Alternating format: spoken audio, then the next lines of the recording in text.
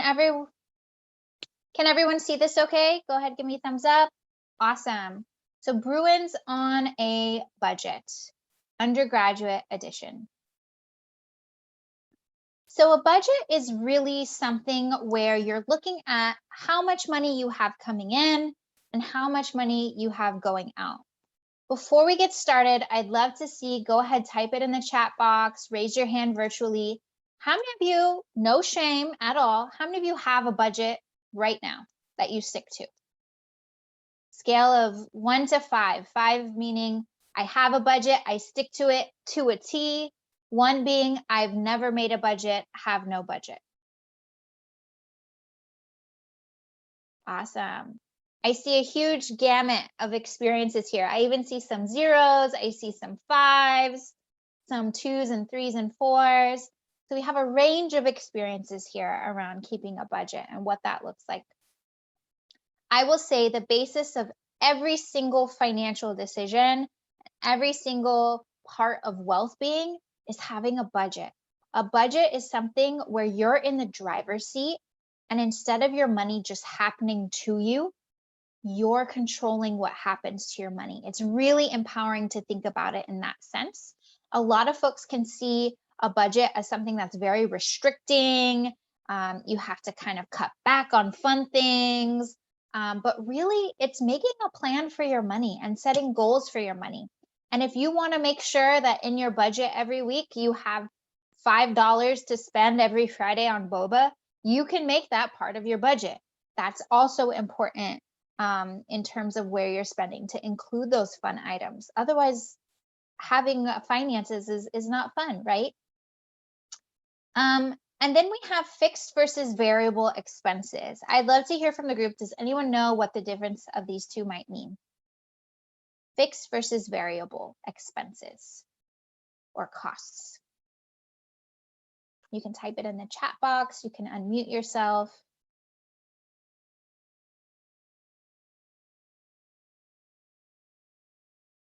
Yeah, awesome. Fixed expenses are things that we cannot change, right? We can't really change the cost of rent. We can't really change the cost of tuition, even though I'm sure we all wish we could. Those are fixed expenses. Variable expenses are things that can shapeshift and change, like how much money you spend eating out, how much money you spend maybe buying groceries at the grocery store. Your cell phone bill is kind of a mixture between fixed and variable, right? There are ways to kind of call and negotiate your expenses down a little bit when it comes to those sorts of things. And when keeping a budget, it's really important to just track. Tracking is like an experiment. It's just following and seeing where your money goes. And we can give you some resources of how to do that later on in the presentation.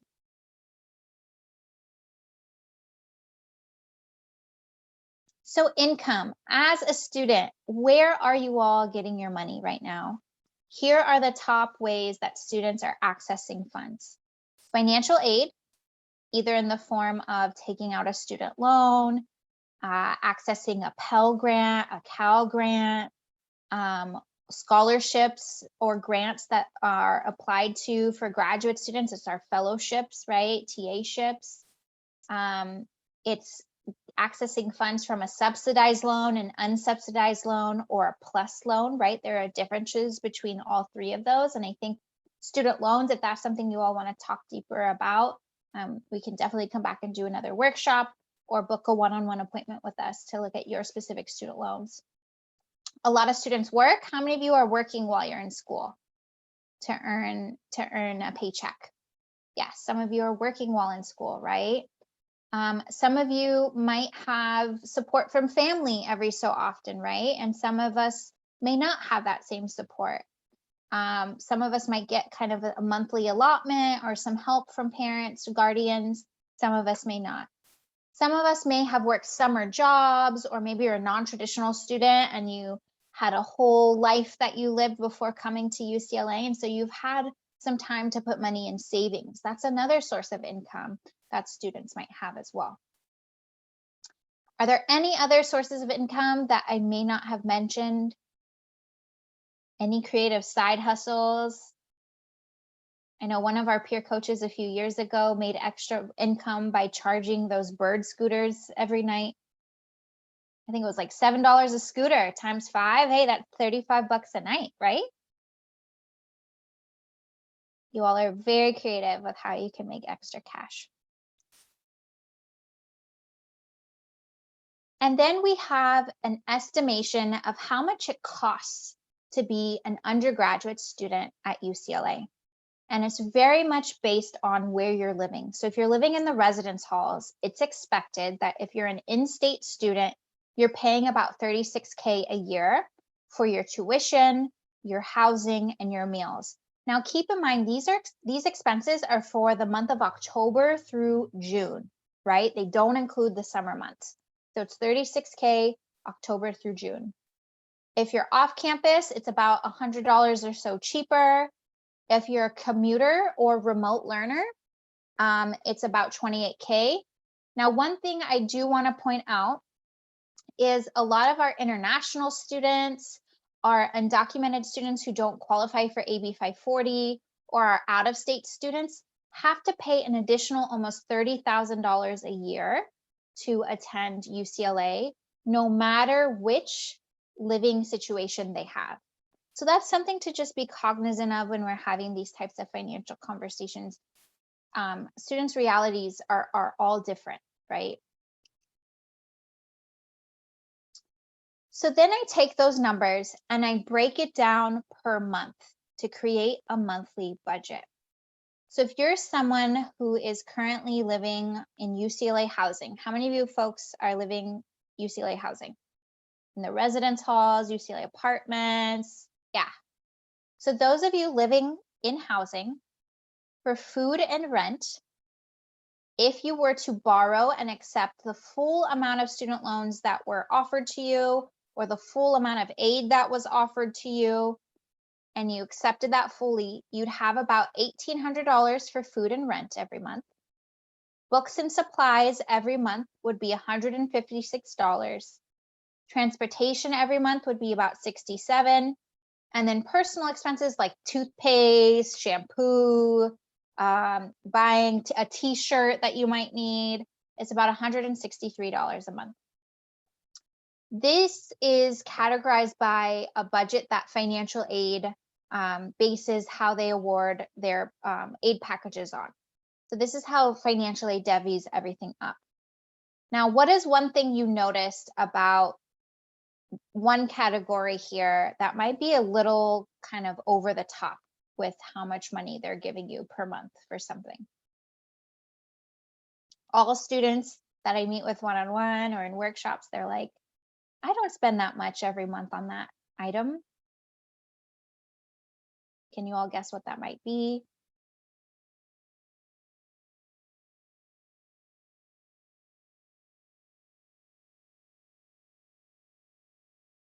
I'll give you a hint. Usually it's something you only buy at the beginning of the quarter.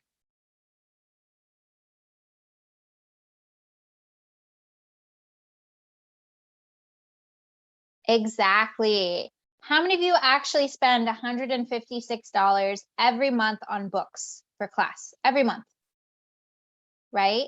So that's kind of a category where financial aid is budgeting a little more than most students actually need. So that amount could be subtracted from how much you borrow in student loans so that you can borrow less. Let's say you only spend $200 a quarter on books and supplies, then you would not need to borrow as much as what could be offered. Now, what's the one area you see here? Let's say you have a car. That line item for transportation is really low, right? We're talking about car insurance every month. That's usually at a minimum about $110. We're talking a car payment. So if you took out a loan to buy your car, usually a minimum payment is about $200 to $250 a month on your car loan. We're talking about gas. We're talking about parking expenses, especially around UCLA.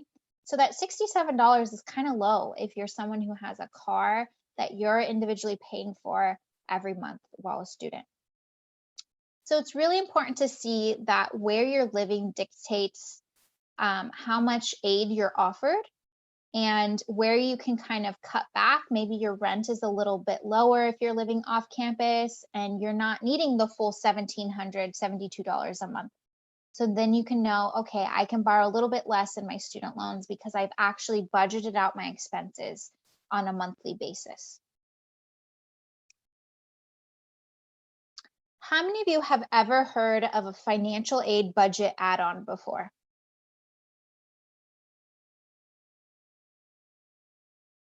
All right, so this is a really great resource that financial aid can offer you.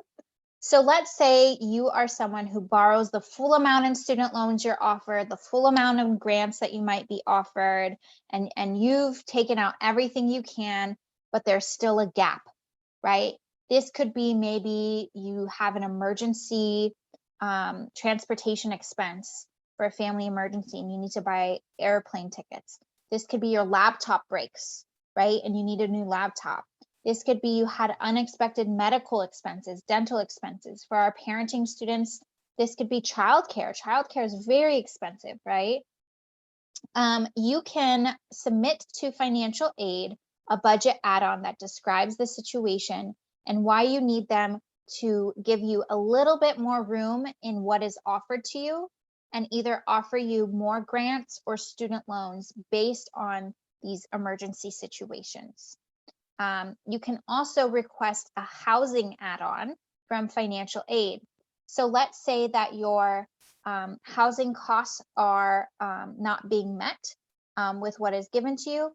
You can request an additional budget add-on to access more aid to cover your rent up to cost. To access that, you can go to financialaid.ucla.edu and click the Forms and Publications tab and work with your financial aid counselor to navigate that.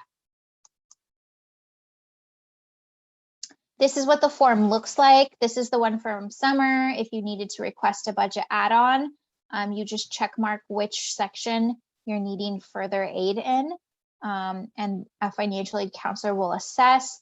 And usually this comes in the form of a student loan. Budget guidelines. So there is a very, very popular guideline that you'll see out there that a lot of financial advisors use that was actually created by Senator Elizabeth Warren and her daughter. They wrote a book together on financial literacy, and that is the 50-30-20 rule. The 50-30-20 rule is not listed here on our PowerPoint, but it's one of the most popular. And that describes that 50% of your income should go to needs, whatever a need is. 30% goes to wants, things that are fun, exciting, those variable expenses maybe. And then 20% goes to future use. So you're saving or investing 20%. So that's a really popular guideline that's out there by financial advisors, 50-30-20. However, here at UCLA, we want to acknowledge that living in Los Angeles is expensive. And many high-cost cities like Los Angeles, San Francisco, New York, DC, etc., 50% of your paycheck isn't really enough to go to your needs, right? So if you're living in a higher cost city like LA, we say that 70% of your income goes to your current expenses, current you. We also want to acknowledge that many folks have debt that they're trying to pay off. So 20% of your income goes to past you. So anything from the past that you're trying to pay off. Again, car loans, student loans once you graduate, any credit card debt you might have, medical debt you might have. Once past you is paid off, that 20% that normally would go to debt gets added to future you, and you're saving and investing 30% of your income. But to start off, try to start at least 10%. So if you make $100 a week, how much should you be saving per week with this guideline? If you're paying rent in LA. $10, yes. So if you make $400 a month, make sure you're saving at least $40 a month. If you're someone who's not paying rent in LA, right? Maybe you're living with family, maybe you're living with friends. That number is divvied up 33, 33, 33. 33% of your income goes to current you, 33 goes to past you, and 33 goes to future you. So if in the future, if your debt is paid off and you're not in a situation where you're having to pay rent, you should be saving or investing 66% of your income. Now, the goal here ultimately is to save 30% of your income every month. We know that life happens. We know that most of you are all students right now, right? You don't have that 9-to-5 career hustle yet where you have that big chunky paycheck coming in. And so that might not be a reality right now. This is just a goal to look towards for the future. So saving or investing 30% of income. And if you don't know how to invest, that's okay. You can meet with a peer coach. We can go over the basics of how to get started and really demystify what it means to invest. Another goal, let's say that you're working towards having a little nest egg in a savings account. The first goal should be to get to $1,000. That is for an emergency situation, like I mentioned before, so that you don't have to take out more in student loans or you don't have to put it on a credit card when something pops up. So that would be to initially save $1,000 in your savings. Some of you may be there already. Some of you may be working towards that, but that's the first goal. The second goal after that is to ideally look at how much it costs you to live per month, times that number by 6 to 9, and have that in a savings account. After you have at least 9 months, 6 to 9 months of living expenses saved, the rest should really be invested. Because when your money is just sitting in a savings account, for example, I have Bank of America. In my Bank of America savings account, they're paying me 0.026% to have my money there. So at the end of the year, can anyone relate? Sometimes you'll see a little notice from your bank that says, congratulations, you made 8 cents. Anyone see that ever? And you're like, oh, great, a few cents, yippee, right? Your money's not really earning anything. Yeah, see, Nicola got 1 cent last month. Wow, right? The thing about investing, or if you learn anything from this presentation, it's the importance of opening a high yield savings account.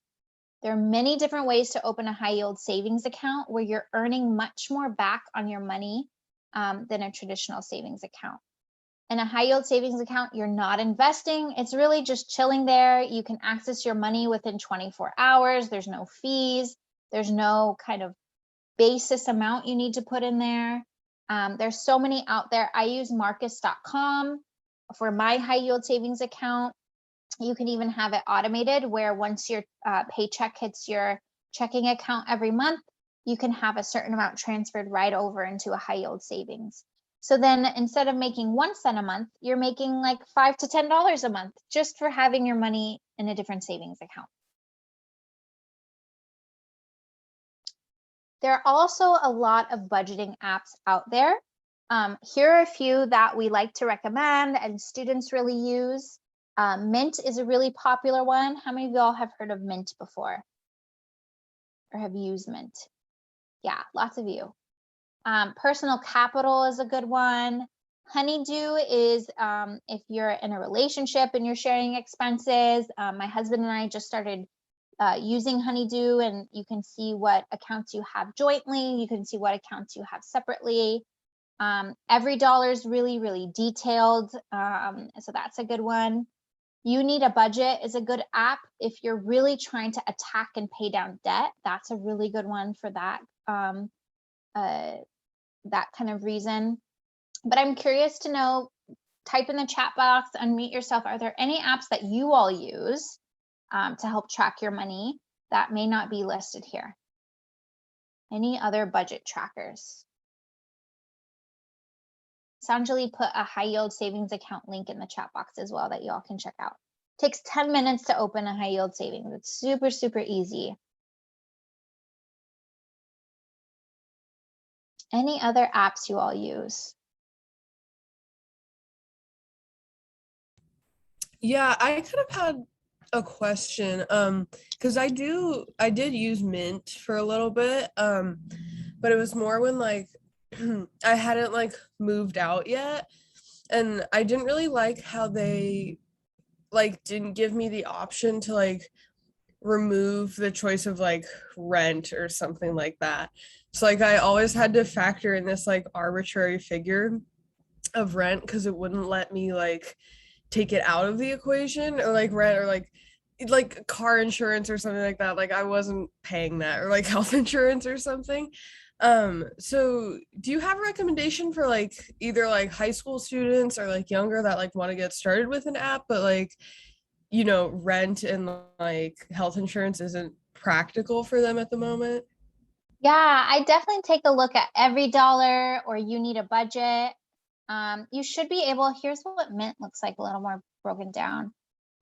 There should be an ability for you to put $0 as the expense for rent. So it would still pop up as a category, but the expense would just be zero. So if you still wanted to use Mint, I'll also say I've tried to get my mom. I'm first gen here. My mom didn't really teach me a lot about financial literacy growing up, so I'm trying to get her on the bandwagon. And she's been using a new app called My Money. And it allows you, it doesn't link to your checking or credit card or anything. You enter everything manually, but she really likes that as well because she has more control over what's listed and types in every expense herself. So that'd be something else that I would recommend. Thanks for bringing that up, Anna. Mint is very, very kind of convoluted and detail and data oriented. It can be a little much for folks.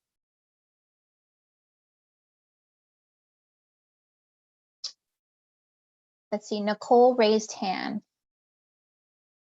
Was that just feedback to a question or do you have a question? Oh, what was the name that your mom uses? Oh yeah, it's called the My Money app. My Money. I put it in the chat box. She really likes it.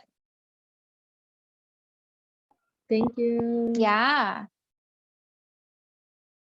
Now, the rest of our kind of journey around budgeting is really knowing the difference between need and wants. And there's a little activity that we're all going to do together and engage in. But this is really a topic that is very different depending on our relationship to money, how we view things, the values we place on different things. And so everyone's wants and needs are going to look very different, right? So what I'm going to do is I'm going to read off a few items here, and I want you all in the chat box to put if that item is a want or a need for you, okay? So you ready for the first one? The first item that you may or may not put in your budget is coffee. For you, is that a want or do you need it? Want, need. Anyone else? Coffee.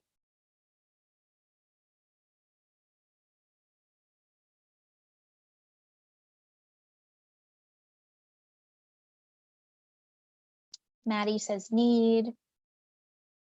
Hannah says want. All right, so for those of you who said coffee is a need, tell me why.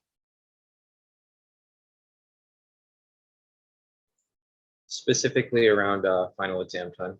I think it's a need. But that could, I think it's up to the person. Gotcha. Yeah. So maybe in the month of December, your line item in your budget for coffee is a little bigger than other months because you know you're going to need that to kind of power through. For those of you who said coffee is a want, please share. Why is it a want?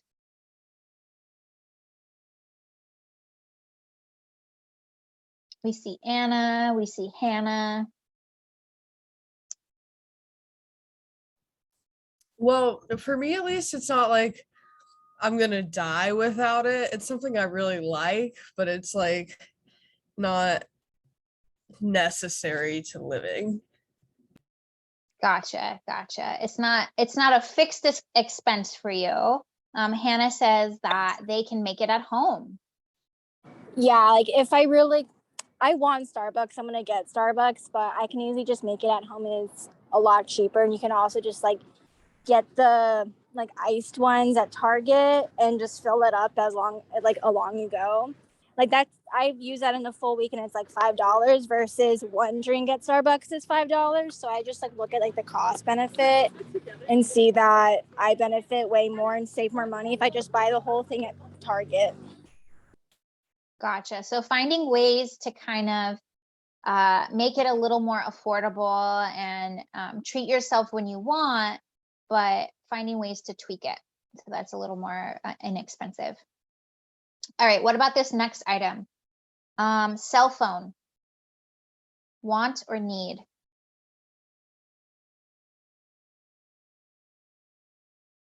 Anna says need.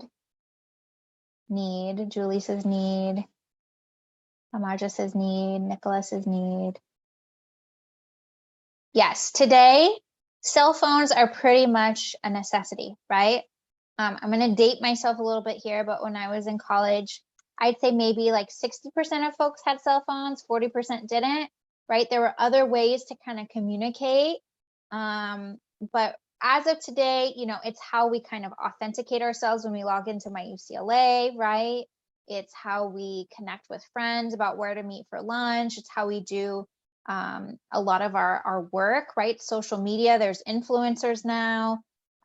It's how we respond to email. We stay up to date on things, able to look something up at our fingertips. And so putting that in our budget could be a need, right? Okay, last one. You ready for this? Your tuition. Is paying for your tuition to be at UCLA a want for you or a need for you? Do you want to be here enrolled in school, or do you need to be here enrolled in school? I'm seeing all needs. Tell me why.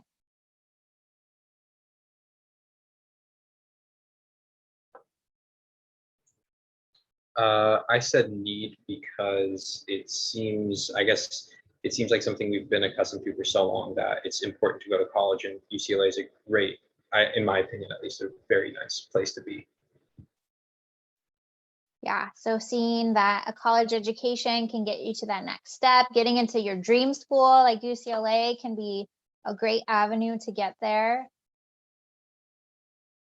So making sure, you know, even if it's not you personally paying for tuition, it's finding ways to get it paid.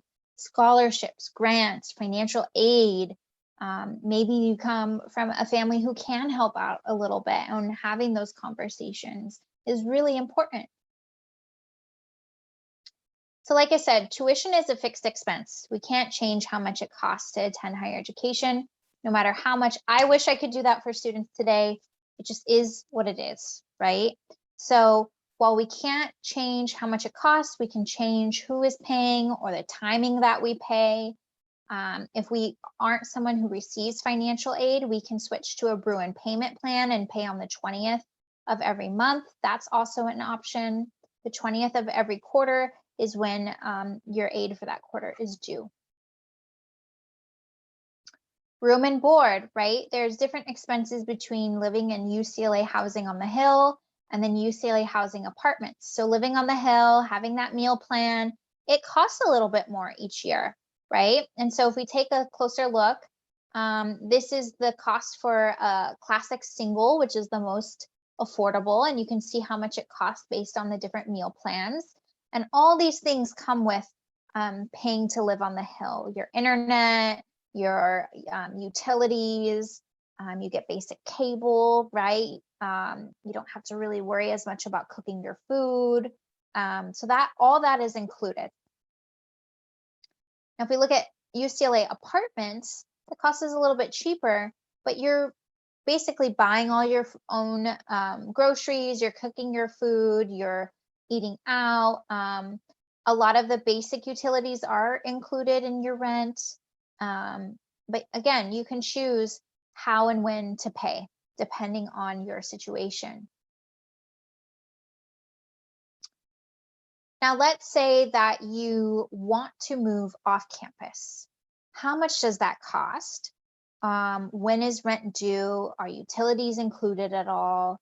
How do I buy furniture and furnish my apartment? These are all things that I'm sure many of you today on this Zoom call have had to navigate.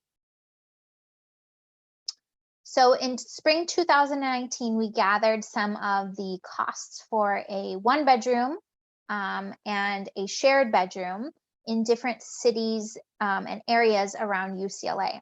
So you can see here that living in Santa Monica, Venice, Palisades, Westwood, it's pretty pricey, right? It's a little bit more expensive than if you were to, let's say, move to Culver City or Mid-City or Ladera Heights, Pico Robertson area, Inglewood, which is where I grew up. There's different areas that you can live in that are a little bit more affordable. So while you can't control how much rent costs, you can control where you choose to live and how to budget that in. And all of these costs are from Zumper.com, which is a really great website that I recommend if you're apartment searching. Here's a map of how much average rental costs are depending on where you're geographically located in Los Angeles, on the west side in particular.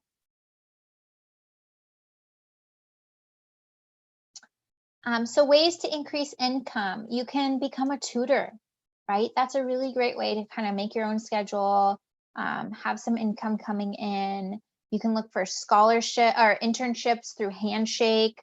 You can look for research opportunities that pay you. You can connect with ASUCLA. I know they're really trying to hire folks right now to work in the bookstore and whatnot. Food. So I will say when we meet with students, this is the #1 expense that surprises them when we're creating a budget and tracking their money. So when we think about food, right, if you're to cook a meal at home, the average cost for that meal would be about $2 to $6. Now, let's say you're on campus, you didn't have time to meal prep, you need to stop into Ackerman real quick, grab something. Usually a meal cost in Ackerman is about $6 to $12. Maybe not if you go to Veggie Grill, it's a little bit more expensive there. It sure is delicious though. But usually it's about $6 to $12. Now, let's say you're going out for a friend's birthday, right? You're getting your whole like posse together, you're going out to someplace nice. That's usually between about like $18 to $30 a meal, right? If you're just getting like a plate, maybe sharing an appetizer. If you're 21 plus, buying a beverage, that's generally about how much it costs. Now, we've heard a lot about this thing called the latte effect, right? And this can be used for more than just lattes. It's this idea of little things that we buy over time can add up. So maybe it's not a latte. Maybe it's, all right, in between class, I go buy my peanut M&Ms or I go buy my hot Cheetos, and I do that twice a week all throughout the year. So if we look at the notion of a latte 7 days a week, it's about $40 a week times 52 weeks. It's a cost of a laptop in a year, right? So it's this notion that the little things can add up, which sounds like a lot of you already get this. You already are understanding this, but I encourage you to just track. And we all have one of those little things for us and see what that is. If you're someone who is looking for food resources on campus to cut down the amount that you're spending on food and to get some support around this, UCLA has a super robust list of resources. There's the CPO food closet, the CPO grocery bundles, CPO food cards. Go ahead to the CPO website, check them out. Most students don't realize that they qualify for also CalFresh. So CalFresh is a state-run program that you can apply for. You can get up to $194 a week on a card that you can use at Trader Joe's, you can use at Ralph's, you can use at the Westwood Farmers Market even. And that's really, you know, essentially free money for groceries, almost $200 a month if you qualify, to help reduce your costs. So really recommend that. Cafe 580. How many of you have heard of Cafe 580 or been there? Awesome. Carl's been there. I've been there. I'm just going to throw out there that the food is really good. They sometimes get catering donated to them. One time I went over there to meet with staff, and they had really good Thai food catering brought in. So definitely reach out to Cafe 580. You can go there, hang out. It may be shut down due to COVID, but they used to have computer stations that you could work at and print papers if you needed to turn those in. So go ahead and check that out. It's at the St. Albans Church, which is off of Hillgard. I'm also going to throw out there that the Hillel, the Jewish Center, that is located right down the street from St. Albans Church, every Thursday they also have free meals. Really, really good. There's also a coffee bean at the bottom of the Hillel, which I think a lot of folks may not have heard of before, like a full-on coffee bean. But that's another great, right? See, Hannah backs me up. The food is immaculate. I met the chef. She's this older woman.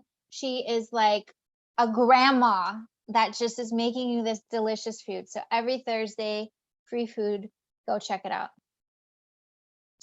If you're on the Hill, do you qualify for CalFresh? So if you have a meal plan of at least 10, unfortunately, currently you do not qualify for CalFresh. However, I would meet with a CalFresh intern, so you can see the information here. You can send them an email at, let's see here, or apply at getcalfresh.org/UCLA. There's a way to contact them and say your situation, because they may be able to figure out a way that when you apply to get some, get a kind of workaround. So definitely reach out and see if that's possible, Nicole. Again, there's ways to save on books and supplies. I'm sure many of y'all do this. Chegg.com is a great resource if you're looking for like new used books. Bookfinder.com. You can order PDF versions of the book to save money, put it on your iPad, read it off of there.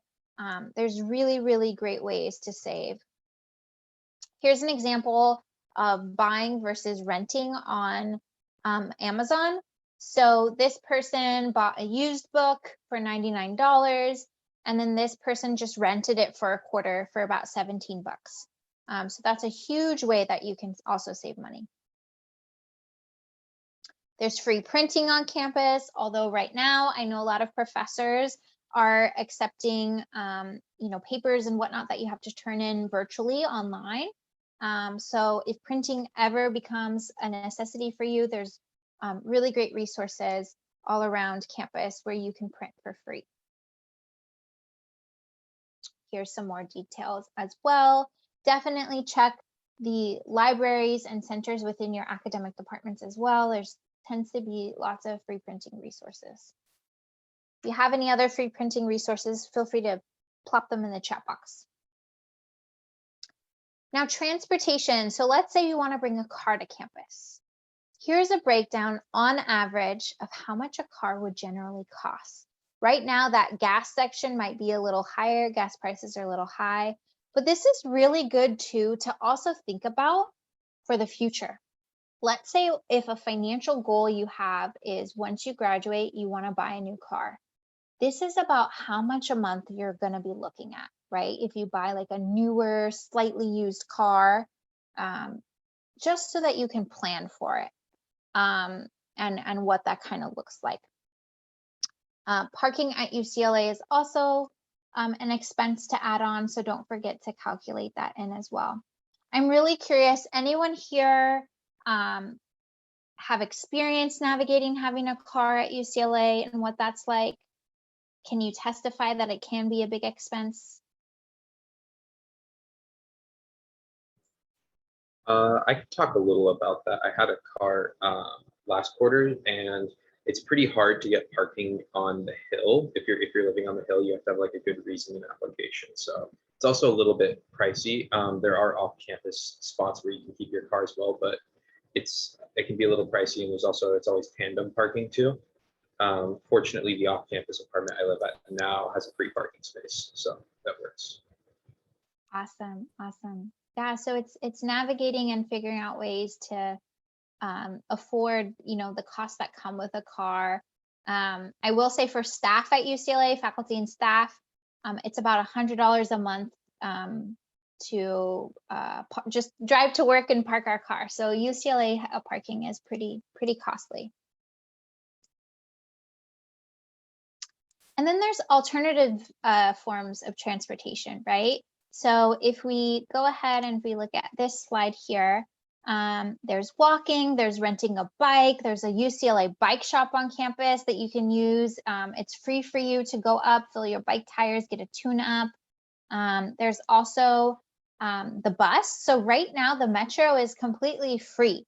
So I've had friends go on and they've tried to pay and the bus driver's like, you don't need to pay right now, it's free. So that's something to definitely think about. The Bruin bus is free for us as well. So definitely take advantage of those resources. The CPO office has started back up their evening van service. So if you live within a 10-mile radius, every Monday through Thursday, they offer free van shuttles that you can take as well. And you can sign up through the study hall in the SAC basement for those services. Then there's Uber, Lyft, Bird scooters. I would say next to food, this is the other expense that really can sneak up on us. A lot of students are surprised with how much they will spend on a quick Uber ride if they're running late to class. And so this was an expense that really didn't exist like 7 years ago plus, because it's ride sharing is a newer idea. But definitely look at that and see if there's an alternative way that you can get to campus and save a little bit of money. Another thing that I'll throw out there is we have a caring about your credit workshop. It's really important while you're in school. If you haven't already, start building your credit now. Take out a credit card so that by the time you graduate and you're looking for that apartment on your own, or you're wanting to go buy a car on your own, you have a good credit score, so you don't have to hunt down a co-signer to help sign on for you, and you can really do that independently. And so again, if you want to learn more about credit, ways to build that, you can make a one-on-one session with us. We're happy also to come back and do a credit card workshop. Anna says that they spent $8 on a bird today. I know, they're so expensive. That little bit can add up. Health insurance, so there's UC ship, so that's an option if you aren't able to be on a parent or guardian's plan. And if you are, consider waiving the UC ship at the beginning of the year to save about $3,000. That's an option as well. Counseling costs at UCLA, so if you're a UC ship student, most are free. If you miss an appointment, there is a little fee, but they're waiving a little bit of that right now. So go ahead and take advantage of these low-cost counseling resources as well while you're in school. Once you graduate, a session can look, upwards of $150 to $250 per session. So might as well take advantage while you're here. Cell phones, if you can stay on that family plan as long as possible, try to do that. I was very, very grateful that my mom helped me out with my cell phone until I graduated graduate school. So just to think about that as an additional cost, it'll be about $100 or so a month moving forward. Fun self-care, that's a part of budgeting, right? It's a variable expense. But think about where you want to go. There's so many free things to do in LA, museums, hikes, events. There's ResFlix, I think that's still up and running. There's free things that you can take advantage of. If you're going out to the movies and then you're going out dancing and you're going out to a nice dinner, that all can really, really add up over time. Then there's this notion of cost per wear. So if we look at this nice jacket, that's about $119 for the jacket. That can be a pretty hefty price tag, right? But if it lasts you for 6 years and you wear it 4 times or so a week, then it's only 25 cents per wear. Then if we look at maybe a Forever 21 top or an H&M top, that's cost us $20, $29. We wear it for a year. Maybe we wear it one time a week or once every 2 weeks. And then let's say it rips or it breaks after some time, then it costs us about $7 per wear of that blouse. So yes, it's cheaper up front, but in the grand scheme of things, we're actually spending more each time we put that on and wear that. Here's a list of some of the top thrift stores around LA that you can shop at, some consignment stores around LA.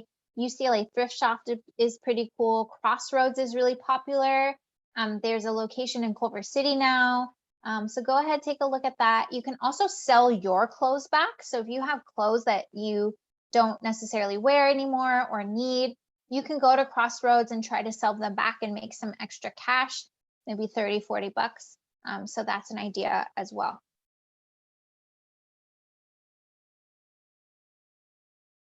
And then for all of you who have a boo, there's ways to go on a date night that's affordable. Didi Reese is, you know, it used to be $125, but I think it's gone up. How much is a Didi Reese sandwich now? Go ahead, type it in the chat box. You all can go out, you can get a Didi Reese, you can go check out the free planetarium shows Wednesdays at 8 p.m. That might be about like 15 bucks, right? As opposed to going out to some place that's a little more expensive. One of our peer coaches a few years ago created this top 20 affordable date ideas for college students. So the sculpture garden, hiking to the Hollywood sign, spend the day at the beach, right? There's a bus that can take you straight down Wilshire to the beach.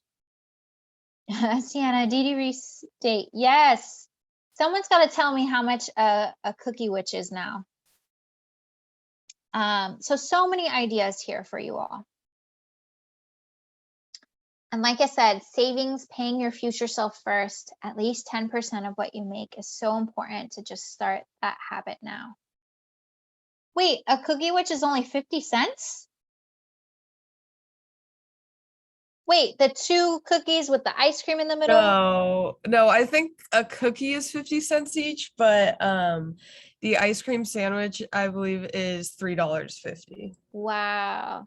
So 6.5 years ago, it was $1.25 for a cookie witch. So in 6.5 years, it's gone up like $2.25. And then as you all get closer to graduation and you start thinking about, do I want to pursue graduate school? Do I want to look for a job after I graduate? It's really important when you're offered a position to kind of budget out, okay, they're offering me maybe $60K a year. What does that look like for my expenses? And so if you start to keep a monthly budget now, you'll know when you're offered a job, how much do I need to negotiate so that I make sure I'm making my rent, I'm making my utility costs, and kind of write all those things out. So that is the end of our presentation. Sanjali is going to go ahead and drop the evaluation in the chat box for you all. We would love your feedback on what you all thought so that we can continue to make this content better and relatable for you all and more efficient. If there's anything you all want to learn more about, please feel free to give us that feedback in the evaluation form. Follow us on Instagram at UCLA Financial Wellness. You can reach out to me anytime. I'll go ahead and put my email in the chat box. And go ahead and make a financial wellness appointment with us. We'd love to connect with you one-on-one and help you reach your financial goals. And thanks so much to Carl and his team for inviting us in today, Nicola for organizing. It was really great to spend the Thursday evening with y'all and talking about budgeting and feeling empowered by it. Yeah, that was really awesome. I feel like I personally learned a lot, and it kind of reminds me about some things too. So thank you so much for putting this on for us. I'm really happy we were able to get this workshop going, and it was very informative. And shout out to Sanjali for managing the chat box for us. Oh yes, thank you, Sanjali. You were awesome. Happy to be here. Well, awesome. Hey, thank you guys so much. That concludes tonight. Kind of stay tuned, continue to follow the GenRep3 UCLA account for more information. We're going to be hosting these workshops every like week and a half. So look forward to seeing you at the other ones. Thank you so much. Spread the word. Thank you. Thanks, everyone. Happy financial wellness. All right, bye everyone.